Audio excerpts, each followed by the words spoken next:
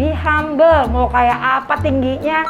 Jadi dia tahu standar operating prosedurnya, dia tahu standar pelayanan medis. Jadi para dokter-dokter gigi baru nih, jangan berhenti belajar. Dan kalau gini, apa sih sebenarnya hak saya, apa sih kewajiban saya, itu udah tertulis di Undang-Undang Praktek nomor 29.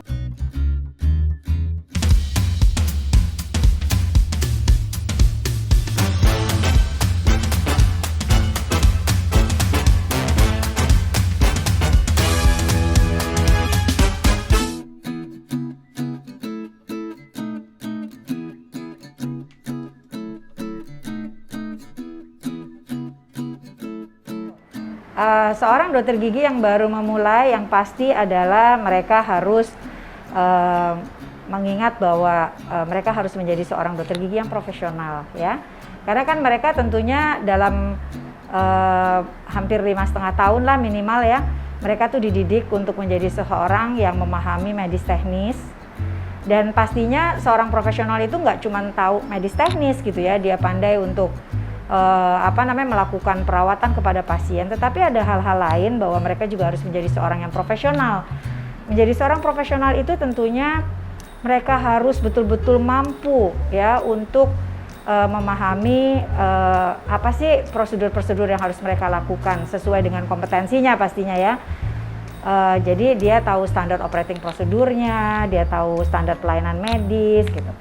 Kemudian tentu dia juga harus benar-benar memahami bahwa mereka harus memahami kewajiban dan hak dari seorang pasien dan juga hak dan kewajiban dari seorang dokter gigi itu sendiri. Itu ada tuh semuanya tuh ya.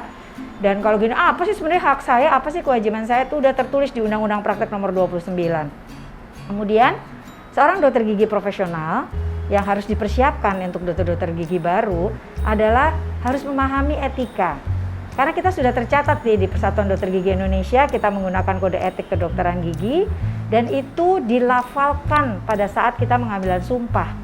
Dan lafal itu harus bukan cuman di mulut saja, tidak lip service, tapi dia juga harus jalankan dan implementasikan di dalam kehidupan sehari-harinya gitu ya. Jadi itu etika tuh sangat dibutuhkan. Dan tentunya sebagai seorang dokter gigi, karena dia berhadapan dengan para pasien ataupun keluarganya, maka komunikasi is very important. Jadi itu kita berharap betul-betul bahwa seorang dokter gigi ini memahami hal-hal yang saya tadi sampaikan.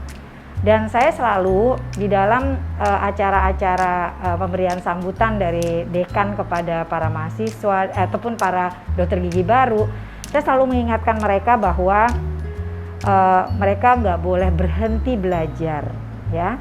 Jadi para dokter-dokter gigi baru nih, jangan berhenti belajar.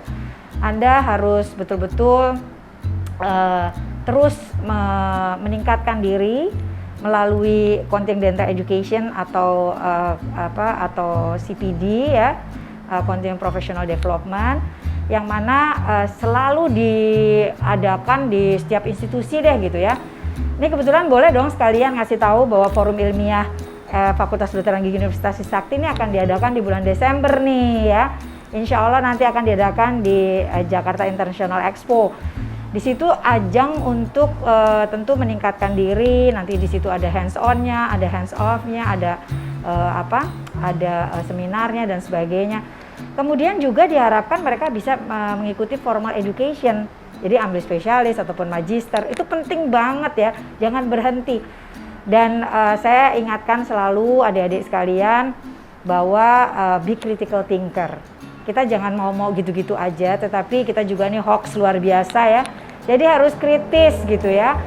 Jangan melihat, ikutin gitu, jangan. Kemudian juga be best communicator, kemudian be kreatif, dan tentu be kolaboratif ya, harus bisa. Karena kita kan nggak kerja sendirian nih ya, kita banyak sekali orang-orang stakeholder kita di sekitar kita. Dan yang terakhir, be humble, mau kayak apa tingginya, tetap aja harus rendah hati. Karena di atas kita masih ada yang lebih tinggi lagi dari kita. Itu ya adik-adik ya, saya rasa seperti itu loh Mbak Kristi. kita sudah ada rambu-rambunya sih Mbak Kristi, nembusnya sadis ya. Datanglah ke saya 24 jam pasti sembuh gitu ya. Sekarang udah banyak yang kebablasan juga karena memang betul ternyata pada saat seseorang dokter gigi melakukan pelanggaran itu, maka yang dipanggillah oleh